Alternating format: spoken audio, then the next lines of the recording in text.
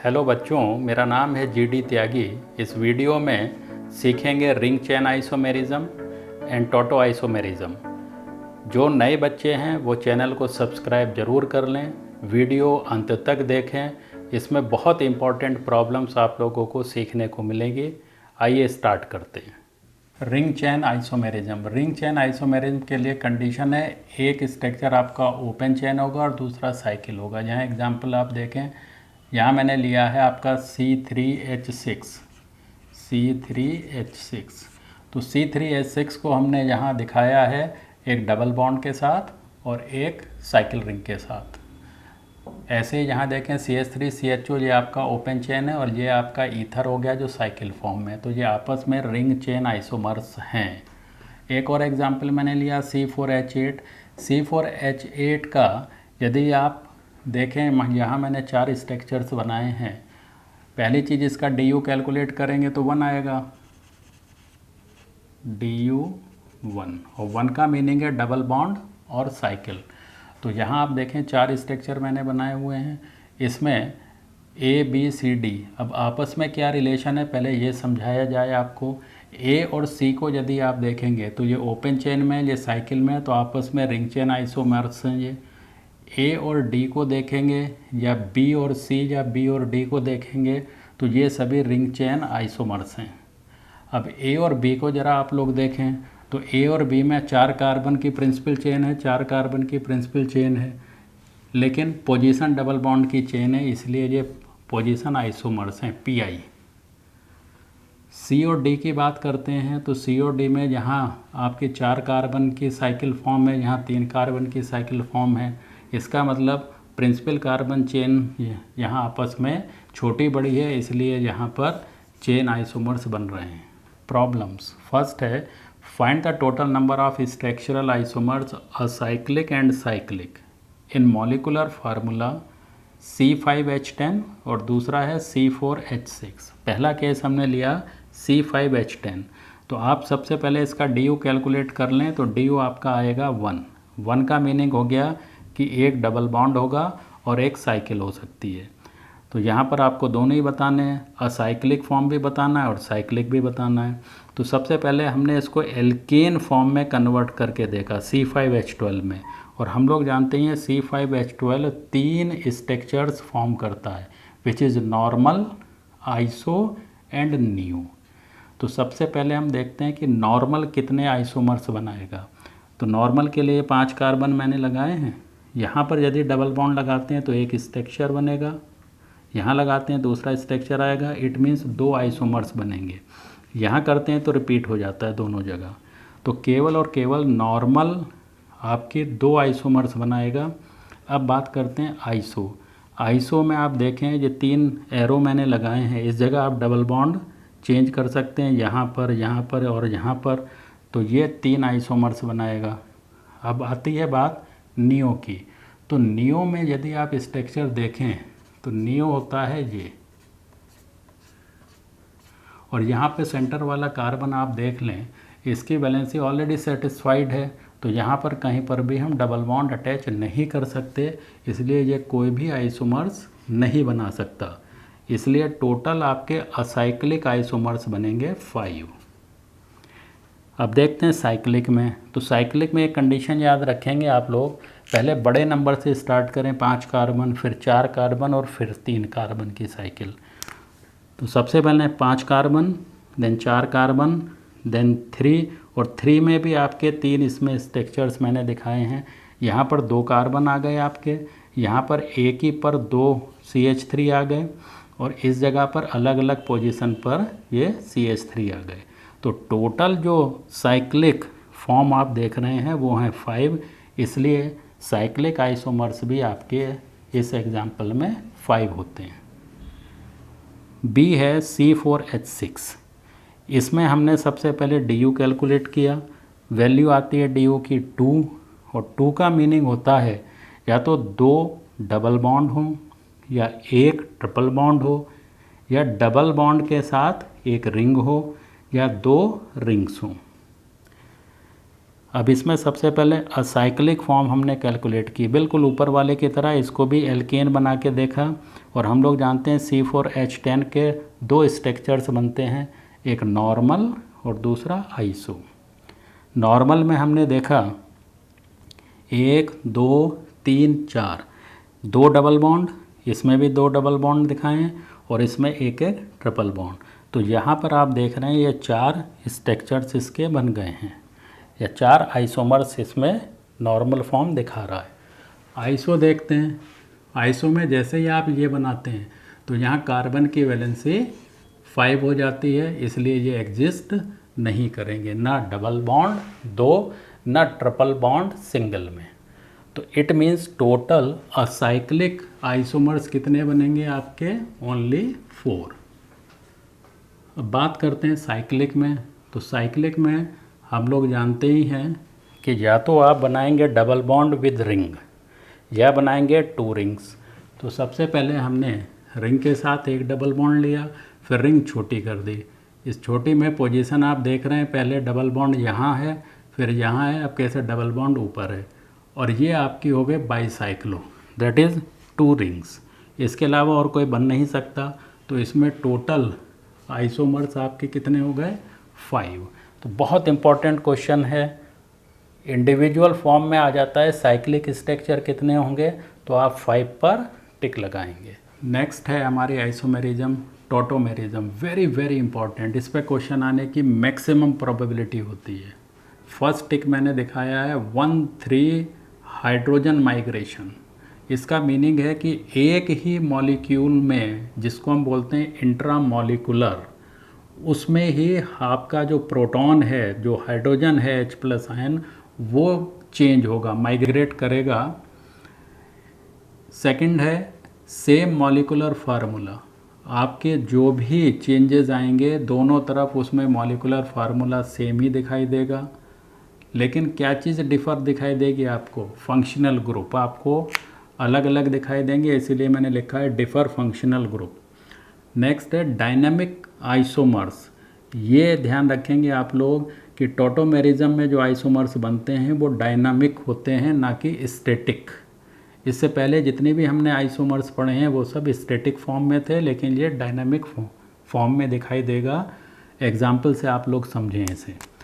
ये मैंने एक एग्जाम्पल लिखा है CH3COCH3, सभी वेल नोन है, प्रोपेनॉन है, कीटोन ग्रुप है इसमें। यहाँ पर इस कार्बन को हम CH3 वाले पार्ट को नंबर 1 पोजीशन, C को नंबर 2 और O को नंबर 3। तो नंबर 1 का हाइड्रोजन इस जगह पर माइग्रेट करेगा, और ये जो 2 और 3 का बॉन्ड है ये शिफ्ट हो जाएगा आपका 1 और 2 के बीच में, इसीलिए इसको बोलते हैं 1,3 हाइड्रोजन माइग्रेशन। अब आप देखें यहाँ से एक हाइड्रोजन शिफ्ट कर गया यहाँ, और ये बॉन्ड इधर शिफ्ट हो गया।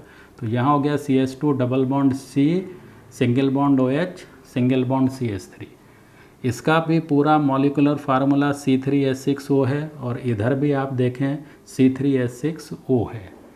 यहाँ पर C डबल बॉन्ड O है, इसलिए हम इसे कीटो फॉर्म बोलते हैं, और यहाँ पर डबल बॉन्ड वाले कार्बन पर ही OH अटैच है, तो डबल बॉन्ड मीन्स इन और OH मीन्स ऑल, तो इनॉल फॉर्म इधर डेवलप हो गई। तो कीटो इनॉल में कन्वर्ट हो जाता है और इनॉल फॉर्म कीटो में, इसीलिए ये इक्विलिब्रियम साइन लगा हुआ है, और इसीलिए ये डायनामिक आइसोमर्स बनते हैं। हम इस प्रोसेस को कीटो इनॉल आइसोमेरिज्म भी बोलते हैं, या कीटो इनॉल टॉटोमेरिज्म भी इसको बोलते हैं, क्योंकि इसमें कीटोन ग्रुप हैं, CO या कार्बोनाइल ग्रुप हैं, आप ये भी बोल सकते हैं। अब इसकी कंडीशन ज़रा आप लोग सीखें। इसमें मैंने 2 कंडीशन लिखी हैं। फर्स्ट है आखिरकार ये किन किन फंक्शनल ग्रुप में हो सकता है, तो present in the following functional groups. सबसे पहले मैंने लिखा है CO, that is the carbonyl, imine C double bond NH, nitroso N double bond O, nitro N double bond O with coordinate bond O। तो इनमें आप लोगों को टॉटोमेरिज्म दिखाई देगा। कैसे दिखाई देगा, उसके लिए सेकंड कंडीशन लिखी है। यहाँ पहले वाले कार्बोनाइल ग्रुप को देखें, इससे अटैच ये कार्बन, और इस CO ग्रुप से अटैच जो कार्बन है, ये कार्बन कैसा होना चाहिए, sp3 हाइब्रिडाइज्ड। ये कंडीशन है, सभी केस में यही दिखाई देगी। और इस sp3 कार्बन पर एक अल्फ़ा हाइड्रोजन होना मस्ट है। यहाँ मैंने लिखा भी है अल्फ़ा हाइड्रोजन मस्ट। यदि अल्फ़ा हाइड्रोजन नहीं होंगे तो वो टॉटोमेरिज्म शो नहीं करेंगे। दूसरे में देखें इमाइन के लिए C डबल बॉन्ड NH है ये, इससे अटैच दिस कार्बन sp3 और इसी पर एक अल्फ़ा हाइड्रोजन दिखाया है। सिमिलरली नाइट्रोसो में कार्बन आपका sp3 है, इसी से अल्फ़ा हाइड्रोजन। और NO2 के लिए भी ये sp3 कार्बन और इसी से अटैच आपका अल्फ़ा हाइड्रोजन। तो ये कंडीशन आपको ध्यान रखनी है। अब यहाँ मैंने कुछ एग्जाम्पल लिखे हैं और इसमें ये चेक करते हैं क्या अल्फ़ा हाइड्रोजन हैं, क्या ये टॉटोमेरिज्म शो करेंगे। तो फर्स्ट केस आप देखें दिस, इसके पास कोई अल्फ़ा कार्बन नहीं है, sp3 कार्बन नहीं है, तो इसके पास अल्फ़ा हाइड्रोजन भी नहीं होगा, तो इसलिए ये टॉटोमेरिज्म शो नहीं करेगा। सिमिलरली इसके पास sp3 कार्बन तो है लेकिन हाइड्रोजन नहीं है, ये भी नहीं करेगा। इसके पास ये कार्बन ऑलरेडी है, क्या ये कार्बन आपका sp3 है, तो आप देखेंगे डबल बॉन्डेड है sp2, तो ये भी नहीं करेगा। सेम इधर और उधर दोनों टर्मिनल पर ये कार्बन आपके sp2 हैं, जबकि होने क्या चाहिए sp3, ये नहीं शो करेगा।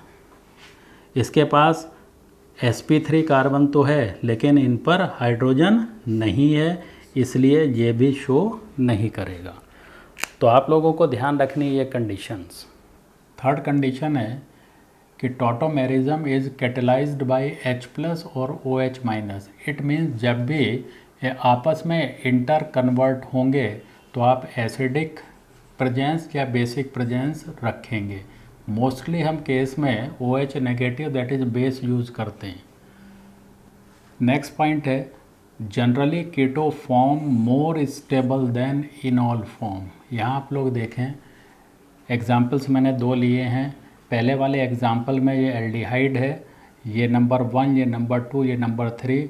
नंबर 1 का हाइड्रोजन माइग्रेट करेगा नंबर 3 पर और फॉर्म बनेगी इनॉल। यहाँ पर आप देख रहे हैं कीटो 99% से ज़्यादा मिल रहा है और इनॉल 1% से भी कम। दूसरा एग्जाम्पल देखें प्रोपेनॉन है, ये पीछे भी मैंने दिखाया था। ये 1, ये पोजीशन 1, ये 2 और ये 3। 1 का हाइड्रोजन माइग्रेट करेगा 3 पर और 2 और 3 के बीच का बॉन्ड शिफ्ट होगा 1 और 2 के बीच में, तो इससे ये इनॉल फॉर्म बनी। तो ये है कीटो और ये है इनॉल। ये भी ग्रेटर देन 99% होती है और ये लेस देन 1% होती है। Keto form more stable than enol form, इसका रीज़न है कि ये जो आपका कीटो ग्रुप है ये ज़्यादा स्ट्रॉन्ग है C डबल बॉन्ड C से, और इसके अलावा ये रेजोनेंस भी करता है। आप देखेंगे पार्शली पॉजिटिव और ये पार्शली नेगेटिव। इस वजह से कीटो फॉर्म मोर स्टेबल होती हैं। आइए अगले एग्जाम्पल देखते हैं। इस एग्जाम्पल में ये स्ट्रक्चर मैंने लिखा है जिसमें कीटो फॉर्म 100% दिखाई है और इनॉल फॉर्म 0% दिखाई है। इसका रीज़न देखें, ये पोजीशन हो गई आपकी 1, ये 2 और ये 3। 1 पर अल्फ़ा हाइड्रोजन मस्ट है, इसने तुरंत ही माइग्रेशन लेगा ये 3 की तरफ, तो बॉन्ड शिफ्ट होगा 2 और 1 के बीच में, ये कंडीशन आई है। ये जो आपका कंपाउंड है ये आपका एंटी एरोमेटिक है। इसमें कितने पाई इलेक्ट्रॉन है? 4 पाई इलेक्ट्रॉन। इट मीन्स ये हाईली अनस्टेबल है, तो डज नॉट एग्जिस्ट। तो आपको याद रखना है यदि एंटी एरोमेटिक बन रहे हैं तो वो एग्जिस्ट नहीं करेंगे, वो हाईली अनस्टेबल होंगे। सेम क्वेश्चन इस फॉर्म में मैंने लिखा है। यहाँ पर ये 2 स्ट्रक्चर बने हुए हैं, ये भी टॉटोमेरिज्म शो नहीं करेंगे, और इसका भी मेन रीज़न यही है कि जब हाइड्रोजन माइग्रेट करेगा तो उसके बाद जो प्रोडक्ट फॉर्म होगा दैट इज़ एंटी एरोमेटिक। लेकिन इस एग्जाम्पल में आप देखें इसमें कीटो फॉर्म 0% है और ये वाली जो फॉर्म बन रही है ये 100%, मीन्स कीटो 0 हो गया और अब कैसे इनॉल 100%। देखते हैं इसका रीज़न। ये पार्ट आपका 1 मीन्स अल्फ़ा हाइड्रोजन, ये 2 और ये 3, 1 3 आपका माइग्रेशन स्टार्ट हुआ। तो आप देखेंगे क्या यहाँ पर डबल बॉन्ड शिफ्ट हुआ और OH ऊपर आ गया। ये फर्दर रेजोनेंस लेता है। ये देखिए रेजोनेंस लिया, ये इधर शिफ्ट हुआ तो ये नेगेटिव, ये टर्मिनल पॉजिटिव, सेम यहाँ पर ये टर्मिनल पॉजिटिव, ये ऑक्सीजन नेगेटिव, ये कंडीशन आई। और इस कंडीशन में आप देखेंगे कि ये एरोमेटिक कंपाउंड बन गया है। और एरोमेटिक मीन्स कितने pi electron, 2 pi electron, 2 pi electron होंगे तो वो एरोमेटिक बन रहा है, मोस्ट स्टेबल। तो ये हो गया आपका हाईली स्टेबल, इसीलिए ये 100% मिलता है और इसका कीटो फॉर्म 0% है। इस एग्जाम्पल को देखते हैं। यहाँ पर भी आप देखेंगे कि ये वाला जो टर्मिनल है यहाँ हाइड्रोजन है, आपका अल्फ़ा हाइड्रोजन इधर शिफ्ट होगा, ये ऐसे शिफ्ट होगा, तो कंडीशन आपको ये दिखाई देगी। अब इसमें आप ये देखें कि जहाँ पे ये मैंने रिंग डाला है, दिस इज़ एंटी एरोमेटिक। और एंटी एरोमेटिक क्यों हो रहा है? क्योंकि ये 4 पाई इलेक्ट्रॉन ले रहा है, डज नॉट एग्जिस्ट। तो इसमें यही आपका कीटो फॉर्म 100% रहेगा, इनॉल इसका नहीं बनेगा। नेक्स्ट टॉपिक है स्टेबिलिटी ऑफ इनॉल। अब यहाँ पर जैसे हमने ये एग्जाम्पल देखा, इस वाली फॉर्म में आपने क्या देखा, इनॉल 100% है लेकिन कीटोन 0 है। तो अब कैसे इसी बात को यहाँ समझा रहा हूँ मैं, स्टेबिलिटी ऑफ इनॉल। इनॉल इस बार ज़्यादा होगा, कीटो फॉर्म कम होगी। उसके लिए एक केस मैंने यहाँ लिखा हुआ है important, enol content increases with increase in the stability of enol by. यदि आपको एरोमेटिक कंपाउंड मिल रहा हो या इंट्रामॉलिक्यूलर हाइड्रोजन बॉन्डिंग बना रहा हो या लार्ज साइज का कॉन्जुगेशन बना रहा हो या हाइपर कॉन्जुगेशन ले रहा हो, तो इस केस में हमेशा याद रखेंगे इनॉल कंटेंट ज़्यादा बनेगा, स्टेबिलिटी इनॉल की ज़्यादा होगी कीटोन से।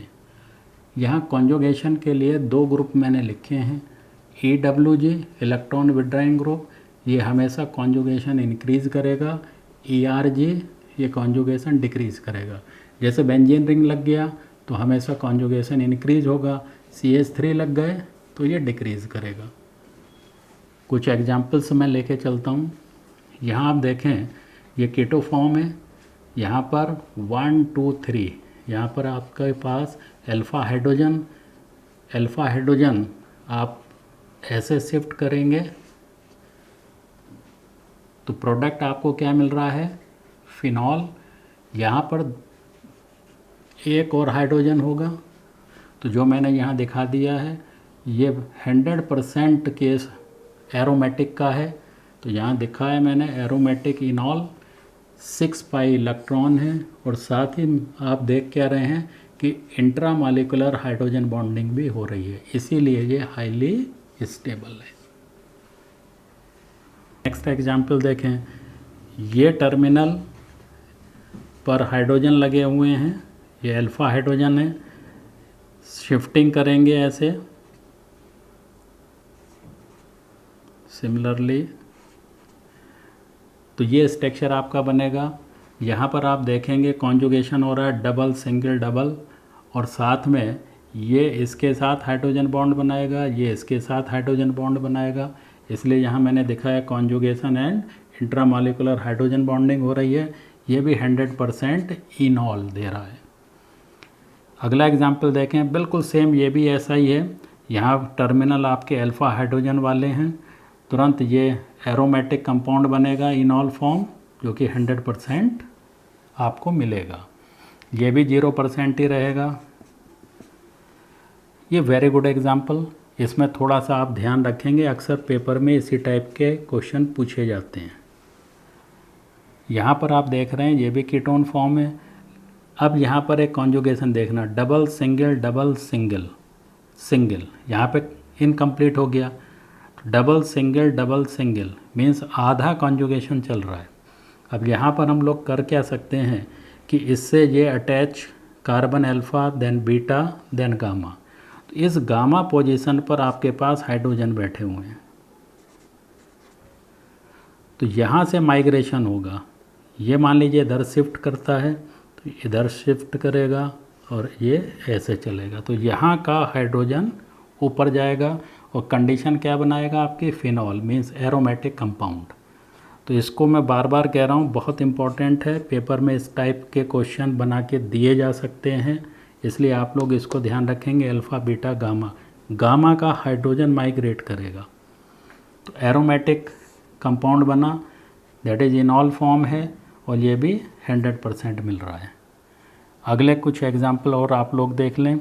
ये एक मैंने कंपाउंड लिखा है, यहाँ पर हम C double bond O single bond CH2 single bond C double bond O, ये CH2 ग्रुप जो है मिथाइलिन ग्रुप, इसको हम बोलते हैं एक्टिव मिथाइलिन ग्रुप। यहीं का हाइड्रोजन अक्सर माइग्रेट करता है और इनॉल फॉर्म को मोर स्टेबल बनाने के लिए ये तैयार हो जाएगा। कैसे बनाएगा आइए देखते हैं इसका। अब यहाँ देखें आप, इधर शिफ्ट कर सकता है और इधर शिफ्ट कर सकता है, सिमेट्री है जहाँ पर। ये बनाया, जैसे ये बना तो आपने यहाँ देखा कि यहाँ से हाइड्रोजन यहाँ माइग्रेट किया और ये डबल बॉन्ड इधर शिफ्ट हुआ, तो कंडीशन ये आ गई OH और यहाँ पर C डबल बॉन्ड हो, ये आपस में इंट्रा मॉलिक्यूलर हाइड्रोजन बॉन्डिंग बना रहे हैं। अब इसी में देखें, यहाँ पाई, ये सिग्मा, ये पाई, ये सिग्मा, ये pi sigma, pi sigma, pi sigma, इसी को मैंने लिखा है एक्सटेंडेड कॉन्जुगेशन। एक्सटेंडेड कॉन्जुगेशन इसीलिए ये 96% इसका इनॉल स्टेबल है। ये नेक्स्ट एग्जांपल देखिए, यहाँ पर हमने बेंजीन रिंग लगा रखे हैं जहाँ पर CH3 हैं। तो ध्यान रखेंगे ये जो बेंजीन रिंग हैं ये हमारे EWG में आते हैं, मीन्स कॉन्जुगेशन इंक्रीज करते हैं, और CH3 ग्रुप हमारे ERG में आते हैं जो कॉन्जुगेशन को डिक्रीज करते हैं। तो यहाँ एक्सटेंडेड कॉन्जुगेशन इसीलिए आप देख रहे हैं। अब यहाँ पर देखते हैं, जो फिर आपका मिथाइलिन ग्रुप है, एक्टिव मिथाइलिन ग्रुप, यहाँ का हाइड्रोजन इधर शिफ्ट करें या इधर शिफ्ट करें क्योंकि सिमेट्री है, ये इधर शिफ्ट होगा। इसको भी आप ऐसे ही ऊपर वाले को भी देख लें, ये ऐसे और ये इस टाइप से। अब क्या प्रोडक्ट बना आप ये देखें, तो इधर जो बना है यहाँ आप गौर से देखें तो पाई सिग्मा पाई और ये सिग्मा, ये कॉन्जुगेशन हो गया है। और यहाँ पर आप देख रहे हैं ये इंट्रामॉलिक्यूलर हाइड्रोजन बॉन्डिंग हो गई है। और एक केस और इसमें समझा देता हूँ कि ये डबल बॉन्ड के लेफ्ट हैंड साइड में CH3 अटैच है, मीन्स ये हाइपर कॉन्जुगेशन भी दिखाएगा, इसलिए ये भी स्टेबल है, लेकिन इसकी स्टेबिलिटी 76% ही है। तो इनॉल जो है इसका 76% तक स्टेबल है। नेक्स्ट एग्जाम्पल है एसिटिक एस्टर।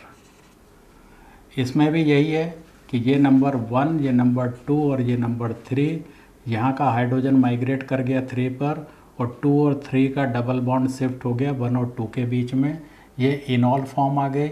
यहाँ इस इनॉल फॉर्म में आप देख रहे हैं कि ये हाइड्रोजन बॉन्डिंग भी फॉर्म कर रहा है, पाई सिग्मा कॉन्जुगेशन भी है। उसके बावजूद भी परसेंटेज बहुत कम है इनॉल की, ओनली 8%।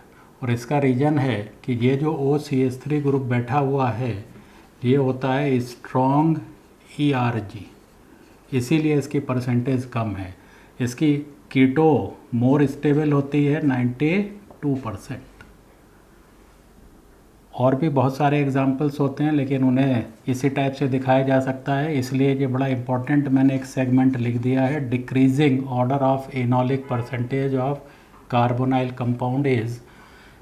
ये ऑर्डर आपको याद रखना है बिल्कुल, और वही वर्जन है। यहाँ देखिए 2 फिनाइल ग्रुप लगे हुए हैं, इसलिए इसमें एक्सटेंडेड कॉन्जुगेशन होगा, सबसे ज़्यादा इनॉलिक परसेंटेज देगा। फिर यहाँ 1 है, यहाँ पर आप देख रहे हैं एल्डिहाइड ग्रुप है, यहाँ CH3 आ गया, ERG ग्रुप आ गए। ऐसे ये पूरी टेबल आपको याद रखनी है, इस पर क्वेश्चन अक्सर पूछ लिया जाता है।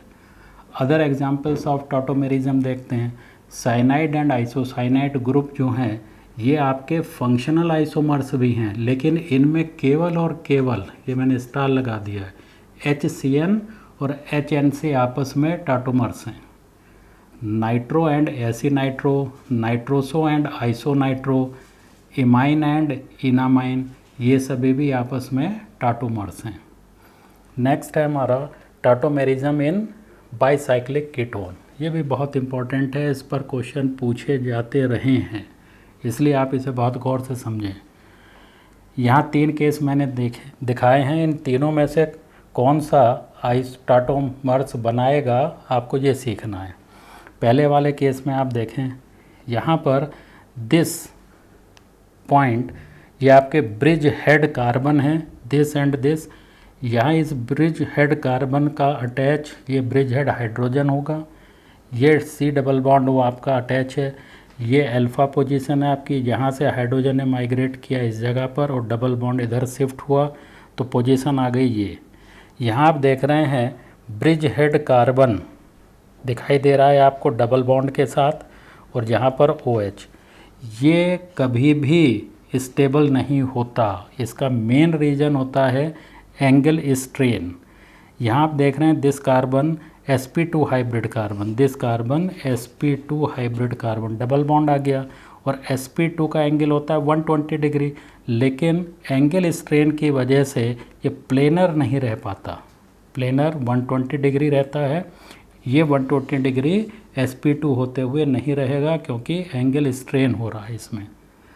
इसका मतलब ये आपका टाटोमर्स नहीं बनाएगा। सेकंड एग्जांपल देखते हैं।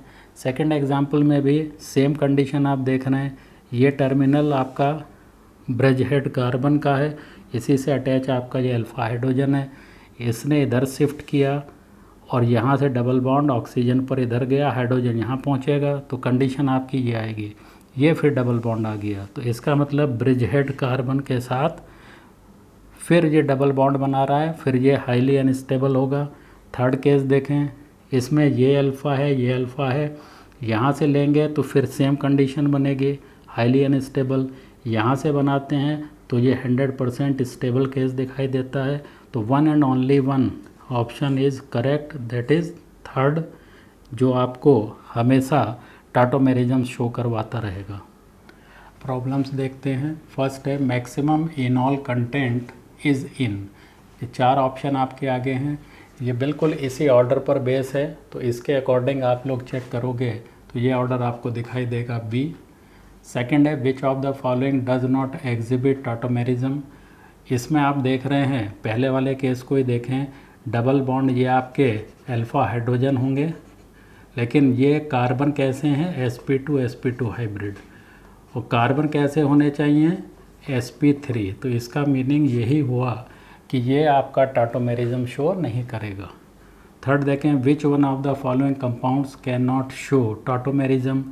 तो दिस इज़ इन ऑल देगा, ये आपका अल्फ़ा हाइड्रोजन बिल्कुल देगा, यहाँ पर अल्फ़ा हाइड्रोजन नहीं है, इसमें भी यहाँ अल्फ़ा हाइड्रोजन है, तो C ऑप्शन सही।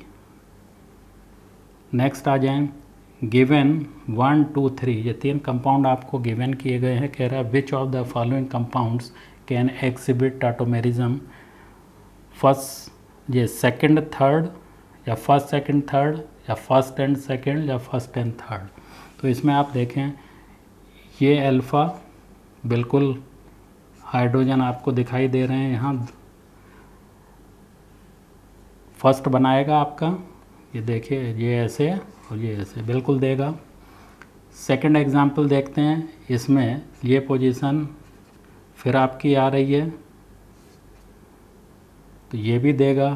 थर्ड में हम देखते हैं, इधर टर्मिनल आपका sp2 है, यहाँ आपका अल्फ़ा हाइड्रोजन है ही नहीं, तो ये वो वाला केस है जिसमें हम इंक्लूड कर दें गामा। तो ये हो गया अल्फ़ा, ये बीटा और ये गामा, यहाँ गामा पर आपके हाइड्रोजन है, ये भी एक कंडीशन है आपको याद रखनी है। तो गामा का हाइड्रोजन पार्टिसिपेट करेगा, इसलिए ये भी बनाएगा। तो आपका option A first, second, third. Fifth question है the type of isomerism observed in urea molecule. तो यूरिया मॉलिक्यूल होता है आपका H2NC double bond O NH2। यहाँ से एक हाइड्रोजन यहाँ शिफ्ट होगा तो डबल बॉन्ड इधर, ये पोजीशन हो गई 1 2 3, HN double bond COH NH2। तो ये आपका टाटोमेरिज्म शो कर रहा है। ये ध्यान रखेंगे, बड़ा अच्छा क्वेश्चन होता है यूरिया का। अगर वीडियो से सीखने को मिला हो तो वीडियो को लाइक ज़रूर करें, चैनल को सब्सक्राइब करें, क्योंकि आगे बहुत सी इम्पॉर्टेंट वीडियोज़ आने वाली हैं। नोटिफिकेशन बेल ज़रूर दबाएं, क्योंकि जैसे ही नई वीडियो अपलोड की जाएगी आपके पास नोटिफिकेशन आ जाएगी। मिलते हैं नेक्स्ट वीडियो में। Thank you.